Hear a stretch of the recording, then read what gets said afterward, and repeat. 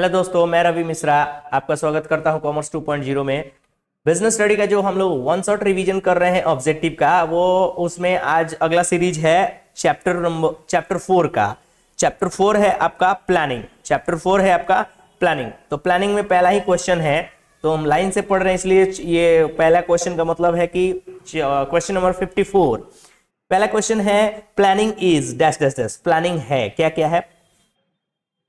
Past, option number A. Option number B कह रहा है फ्यूचर। ऑप्शन नंबर सी कह रहा है प्रेजेंट। ऑप्शन नंबर डी कह रहा है ऑल टाइम। देखिए, तो प्लानिंग इज है, प्लानिंग किया जाता है पास्ट के बेसिस पे फ्यूचर के लिए, पास्ट के बेसिस पे फ्यूचर के लिए इन प्रेजेंट में, इसलिए ऑल टाइम आंसर हो सकता है। बट अगर आपसे पूछे कि प्लानिंग बनता है किसके लिए, तो इन फ्यूचर के लिए। तो प्लानिंग बनता है फ्यूचर के लिए, लेकिन यहां पूछा प्लानिंग है, तो प्लानिंग पास्ट के बेसिस पे फ्यूचर के लिए बनाया जाता है, जिसको इंप्लीमेंट प्रेजेंट में किया जाता है, इसलिए all time is the right answer. Okay, लेकिन अगर केवल फ्यूचर भी दिया हो तो कोई विशेष हर्ज की बात नहीं, फ्यूचर भी आंसर हो सकता है, तो यहां ऑल टाइम आंसर होगा। अगला क्वेश्चन कह रहा है 55, a plan is a trap to capture the future.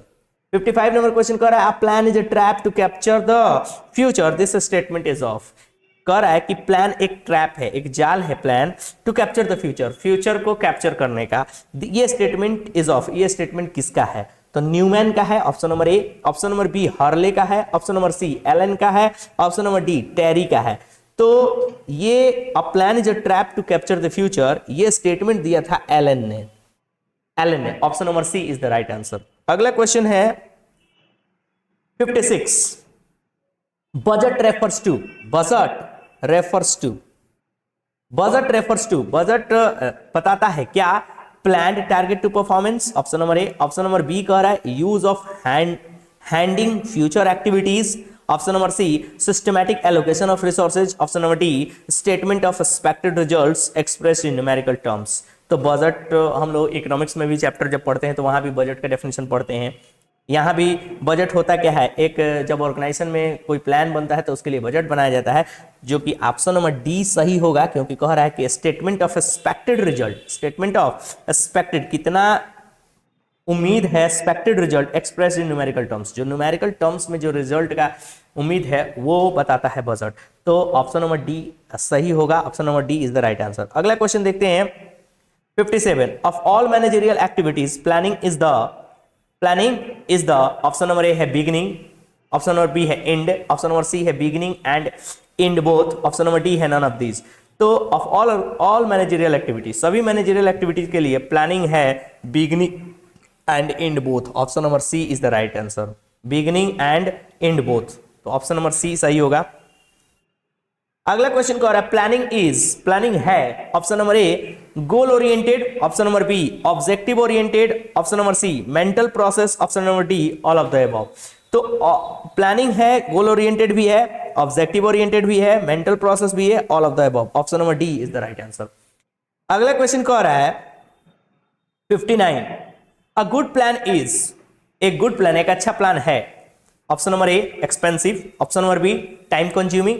Option number C flexible. Option number D rigid. तो एक गुड प्लान है, ऑप्शन नंबर ए एक्सपेंसिव, अच्छा प्लान एक्सपेंसिव, बहुत महंगा नहीं होता है।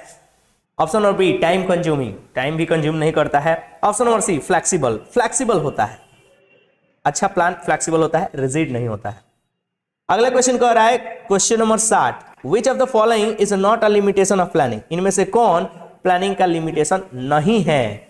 तो प्लानिंग का लिमिटेशन नहीं है, तो वेस्टेज ऑफ टाइम ये प्लानिंग का लिमिटेशन है, रिजिडिटी प्लानिंग का लिमिटेशन है, ह्यूज कॉस्ट प्लानिंग का लिमिटेशन है, बेसिस ऑफ कंट्रोल ये प्लानिंग का लिमिटेशन नहीं है। तो option number B, question number 60 का option number B is the right answer.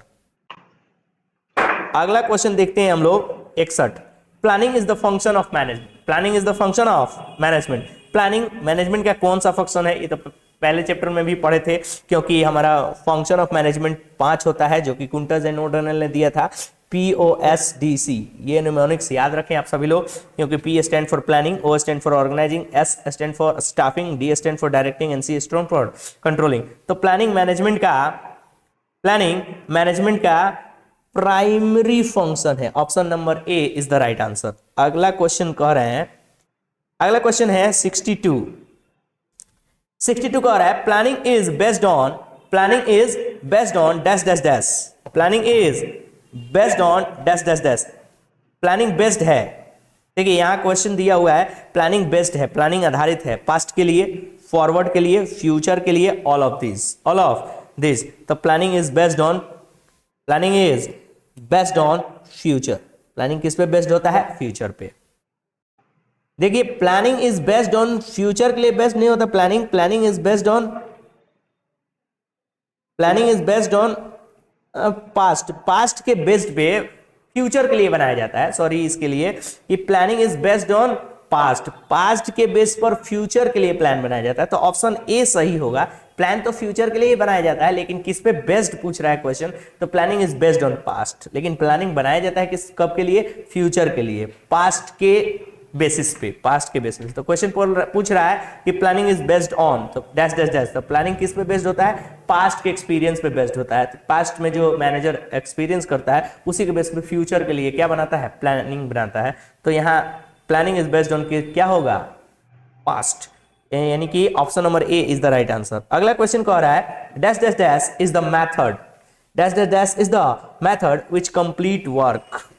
कह रहा है option number A process, option number B industry, option number C object, option number D trade. तो ऑप्शन नंबर ए सही होगा, क्योंकि process is the method which complete work. Process is the method which क्या करता है? जो complete करता है वर्क को। अगला क्वेश्चन कह रहा है 64 formation of program is essential for scientific dash dash dash. Option number A planning, option number B management, option number C organisation, option number D control. तो formation of program is essential for scientific management, ये तो one liner ही है, scientific management. Option number B is the right answer of question number 64। अगला question कह रहा है 65 planning involves dash dash dash, what to do, when to do, how to do. तो planning का डेफिनेशन पढ़ाई जाता है कि प्लानिंग कहता है कि क्या, कब, कैसे करना है, ये प्लानिंग इन्वॉल्व करता है। तो ऑल ऑफ दीज आंसर होगा ऑप्शन नंबर डी।